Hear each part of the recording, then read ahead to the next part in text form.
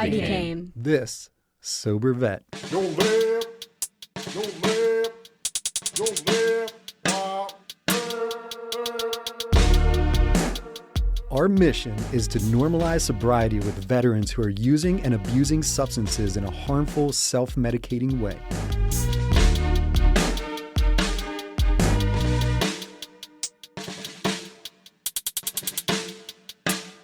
Alrighty, welcome world. We are This Sober Vet, and this is episode 9, believe it or not.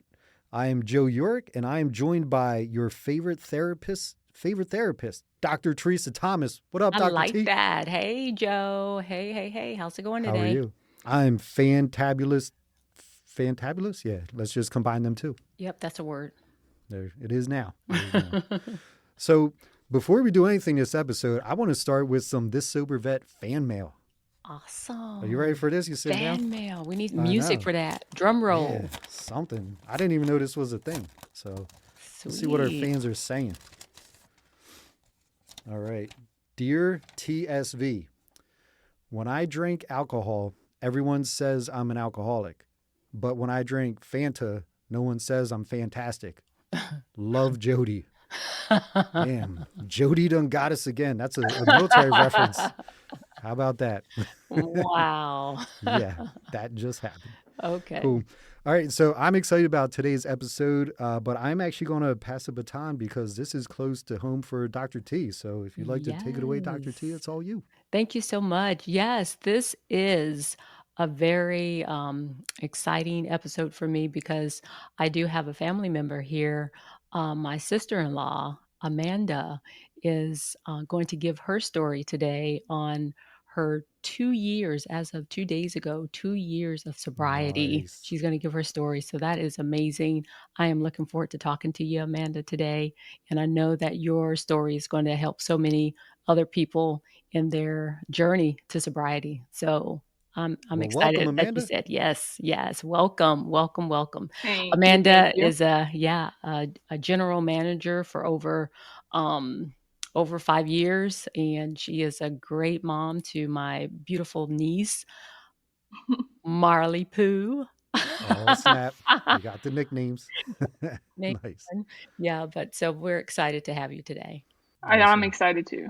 Well, welcome, and thank you for joining us. Thank you for doing this. We appreciate this because, again, we all just want to be a ray of light to others who are struggling because you never know who's going to relate to your story. Absolutely. So speaking of stories, do you want to start from the beginning? Do you want to tell us what the drug of choice was and kind of how it started?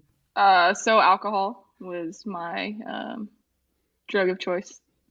So actually, I think for me, it started before I ever started drinking because it's just so engraved in my family life.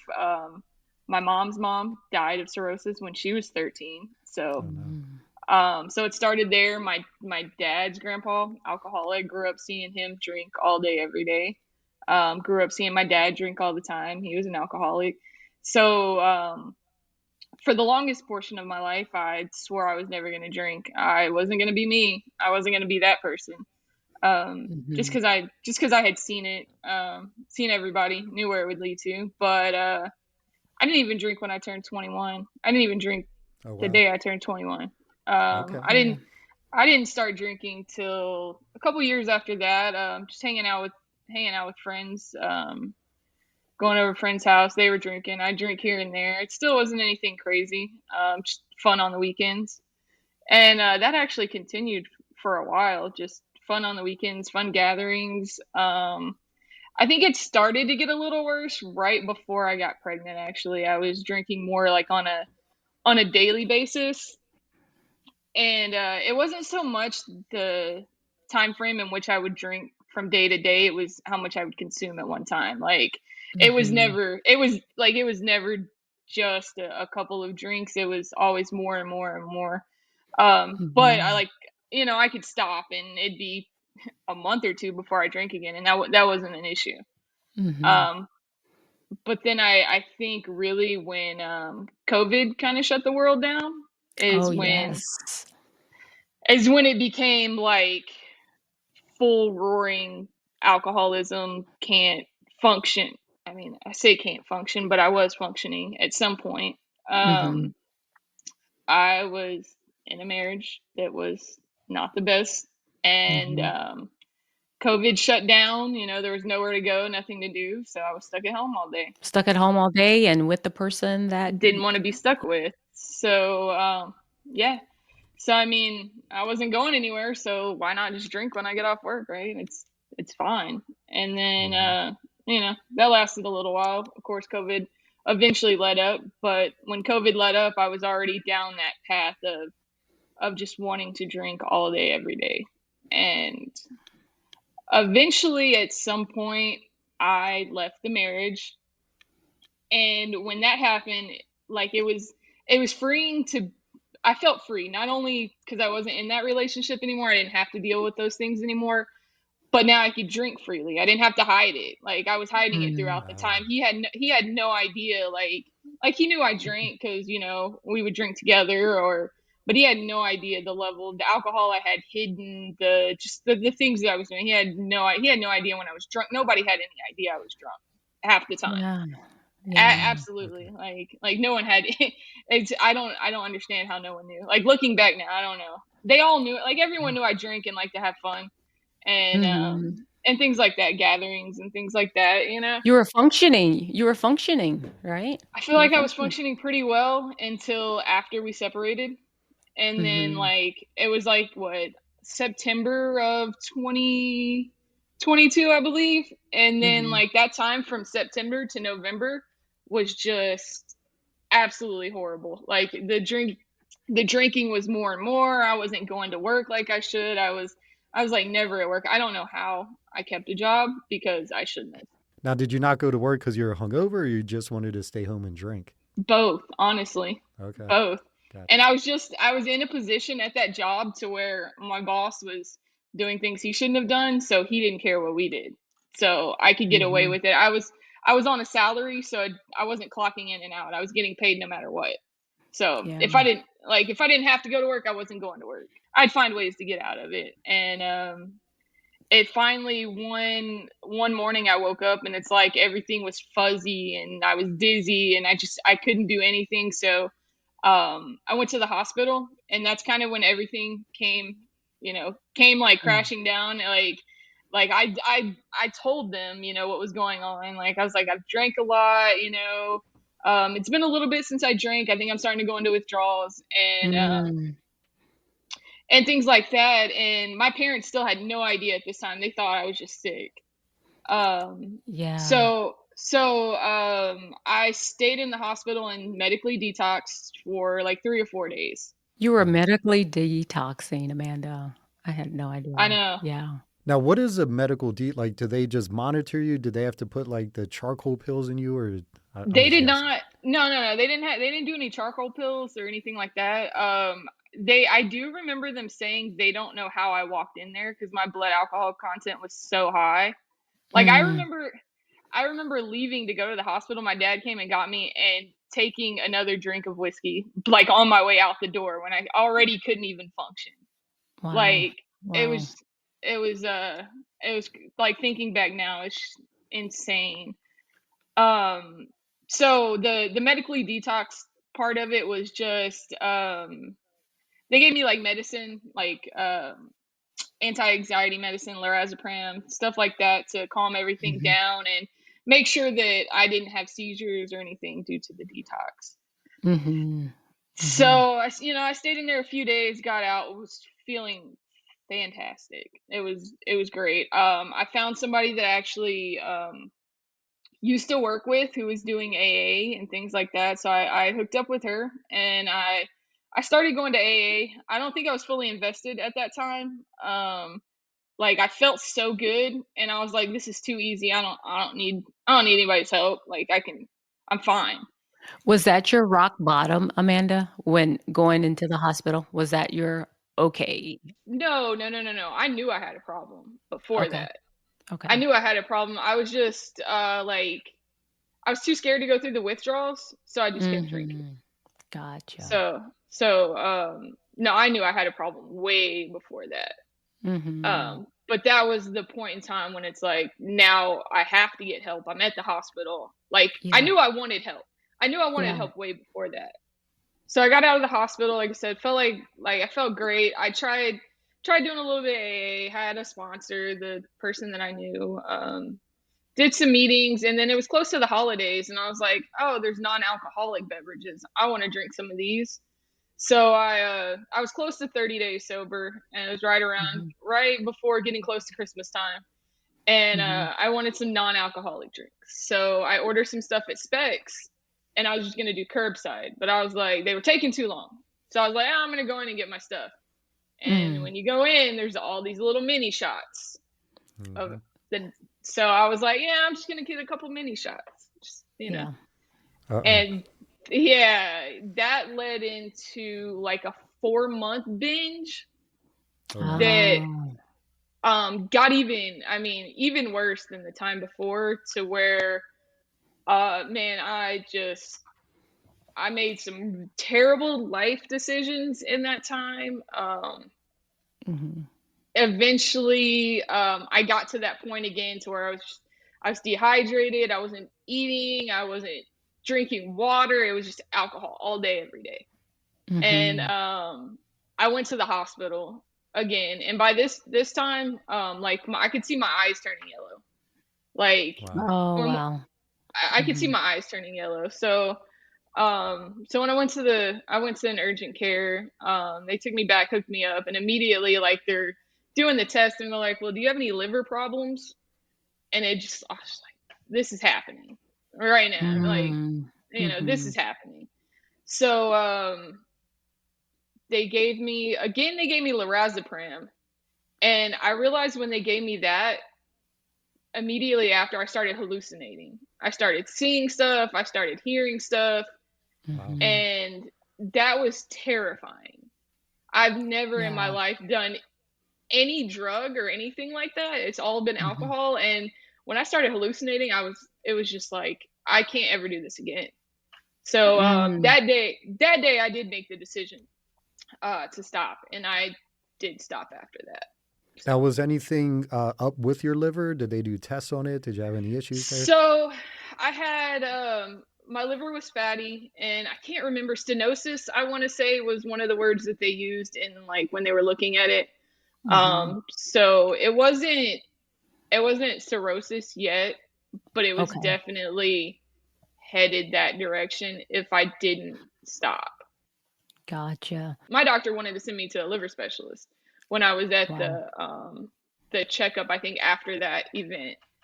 But Mhm. I never did that. They gave me some medicines and stuff to help with the liver, and like I was just like, I'm done drinking. So Well, you definitely had a predisposition, to alcohol with the genetic factors with the family history. yeah, most definitely. And so what's keeping you sober? God, Oh, good answer. Mhm. 100%. So I did go back to AA after that second time. I met back Okay. with that sponsor, Okay. that same sponsor, and I mean, we worked through the steps, and I really Mhm. came to realize I did need more than myself, to help Yeah. keep me sober. Like, it wasn't Mhm. just gonna be me that kept myself sober. So I Yeah. did work the steps, and those did, like, working the steps, going to AA led me to find my faith in God and start Yeah. going to church and attending church, and things like that. Yeah. So I've seen the transformation, and it's amazing. Life can be overwhelming, but you don't have to face it alone. At Evolve Counseling Group, we provide compassionate, evidence based therapy to help you navigate anxiety, depression, trauma, and life's challenges. Our expert team is dedicated to supporting your growth and healing in a safe, welcoming environment. Whether you're seeking individual, couples, or family counseling, we tailor our approach to meet your unique needs. We believe in empowering you with the tools to create lasting change, build resilience, and reclaim your happiness. Take the next step in your journey because your best life starts with you. Contact Evolve Counseling Group today and let's evolve together at 703 219 8210 or visit our website at www.evolvetherapy.me. So you've been sober since this second stint in the hospital, and now's your 2-year mark? yes, sir. That's outstanding. Very cool. So do you view the world differently now that you're sober? I don't know. The reason I asked, when I first got sober and I would go out, I felt like I was unplugged from the matrix in the sense that I'm watching people do what I used to do, watching their face get red, seeing how swollen they are, and then them flirting with the bartender like, God, was that me? Like I'm just watching others and feeling like horrible guilt for what I must have done before. Because when I was single before I was married, I used to think I was macking with a waitress and she didn't care. She was just like, get out of my face, you're drunk, you know? Like, and here I am thinking, like, yeah, I just review other people. I'm like, holy crap. Like, now that I'm on this side of it, is totally different. And then that brings me up to another question.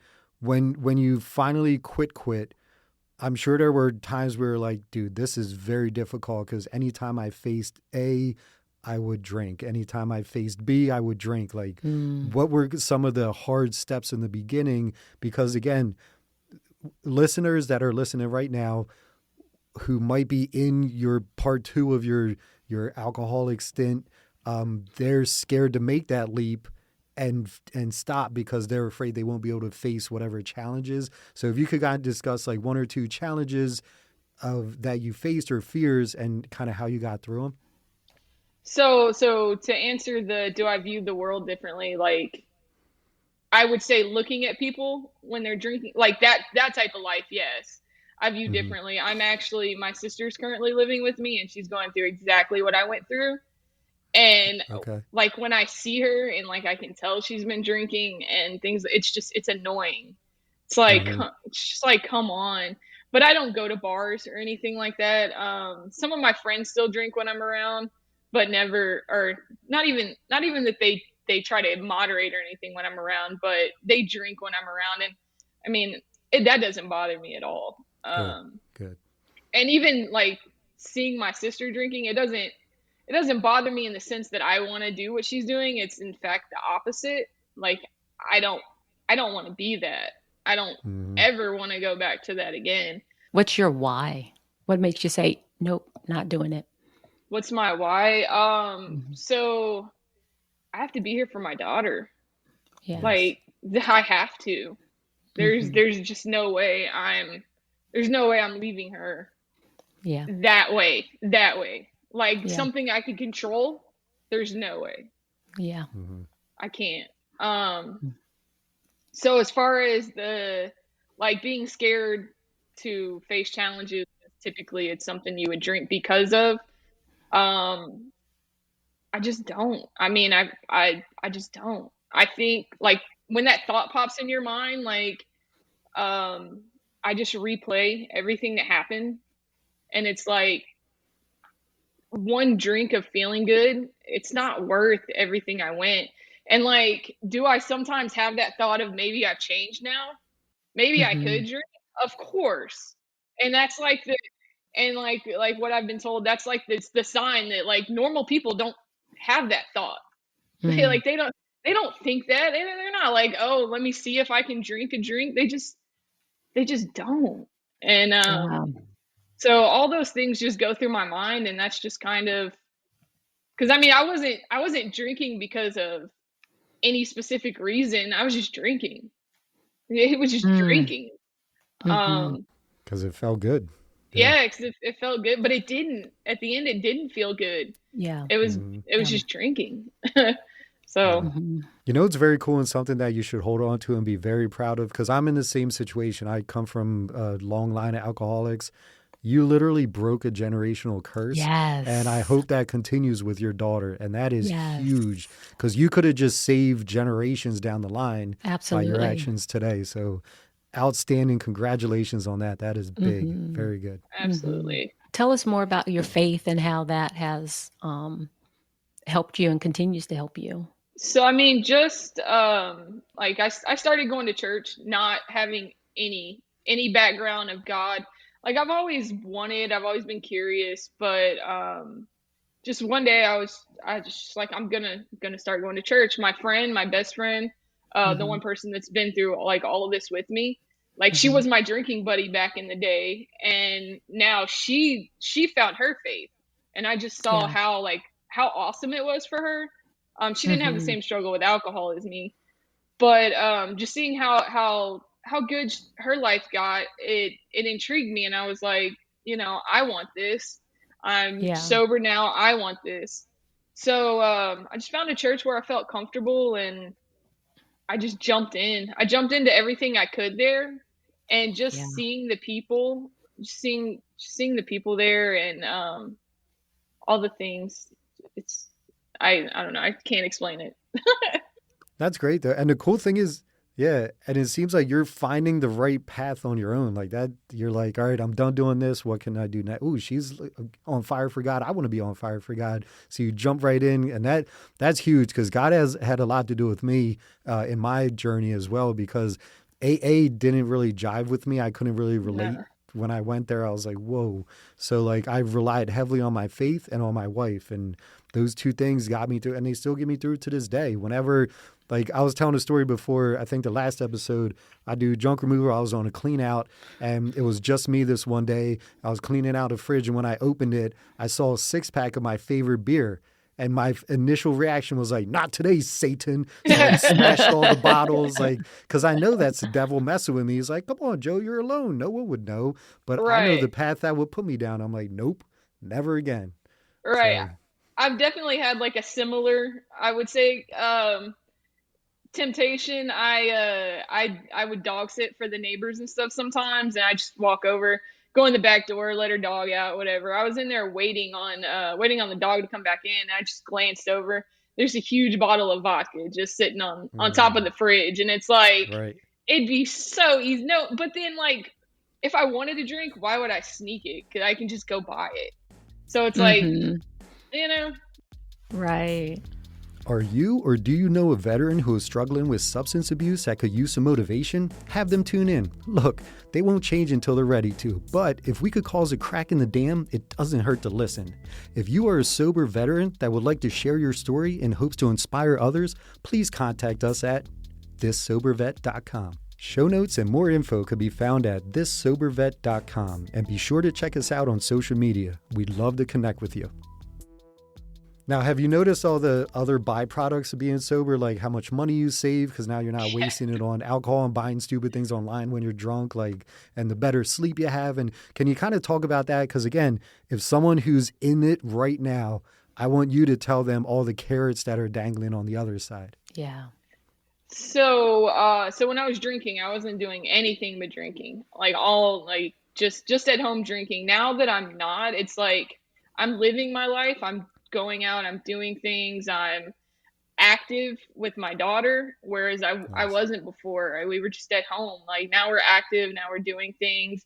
The money is crazy because now I have the money to do those things because I'm not spending it on the alcohol. I mean, um the physical, there's the physical aspect. You obviously you're bloated and just unhealthy, and you feel so much better sober. And it's been 2 years since you woke up with a hangover. That's Oh huge. That's man, awesome. that's Mhm. crazy. It's crazy because Uh-huh. you wake up and you're not like wondering, your heart's not pounding. Um, and you don't wake Mhm. up at 3 o'clock in the morning either. Like I wake up at a normal time, rested. Hmm. It's That great. is great. So the synopsis is everything is better on this side, right? I mean everything. Everything. There's not one thing that I could say that's worse. Amen. Amen. Mhm. Well, what are some other tools that you use to stay sober, Amanda? I mean, I did AA for I'd say maybe like 6 months, Okay. but other than that, and going to church, finding faith, I Mhm. haven't done anything else. I haven't really, I really haven't.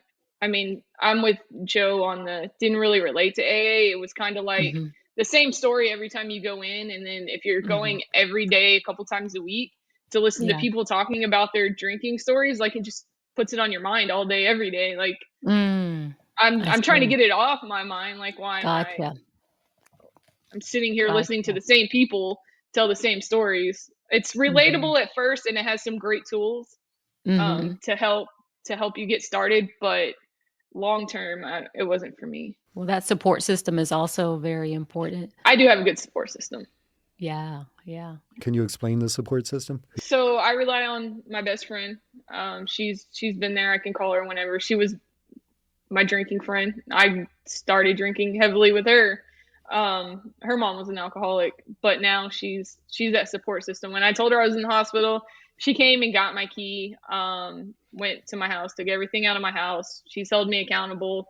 She celebrates Good. the wins with me. My parents are supportive as well. They're there. And Mm-hmm. I've got my friends at church. I've got Mm-hmm. other friends that I've grown up with working, who are also there for me as well.